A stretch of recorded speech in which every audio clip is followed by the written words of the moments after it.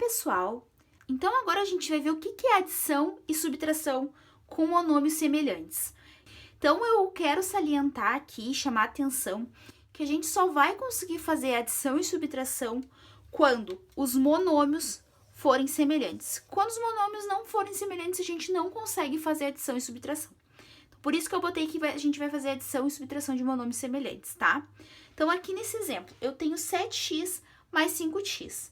7x é um monômio e 5x também é um monômio. A gente quer fazer a adição entre eles. Então, como é que eu vou fazer isso? Para poder fazer a adição ou subtração de monômios, eu preciso fazer o quê? Somar os coeficientes e repetir a parte literal.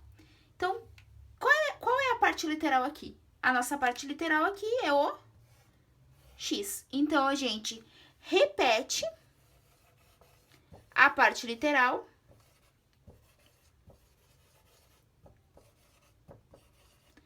e faz o que com o coeficiente? Com o coeficiente, a gente vai fazer a operação. Então, nesse caso aqui, a nossa operação entre eles é a adição. Então, tu vai fazer com o coeficiente a operação entre eles. Como no nosso caso aqui, a gente tem uma adição, eu preciso somar 7 mais 5. Então, quanto que é 7 mais 5? É 12. Então, a soma desses monômios, 7x mais 5x, é igual a 12x. Pessoal, agora a gente vai ver um exemplo quando a gente tiver uma subtração entre os monômios. Primeira coisa que a gente tem que ver se eles são semelhantes. São semelhantes?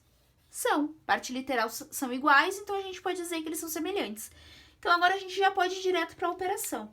Eu quero fazer a subtração de 4 com que número? Se eu não tenho nada na frente da parte literal, fica subentendido que a gente tem o número 1. Toda vez que não aparecer o número na frente da parte literal, a gente tem o número 1 ali.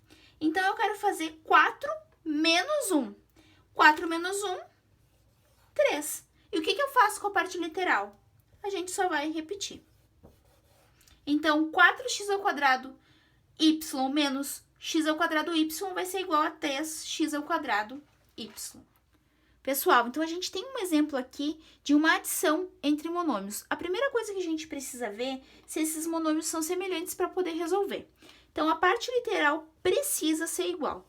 Nesse caso aqui, a parte literal entre eles não é igual. Então, a gente não tem monômios semelhantes. Se a gente não tem monômios semelhantes, a gente não consegue fazer a operação ou adição ou subtração, porque a gente vai descartar porque os monômios, eles têm partes literais diferentes. Pessoal, eu peço que vocês façam as atividades propostas a vocês para que a gente possa discutir e tirar alguma eventual dúvida que venha a surgir. Grande abraço e até mais!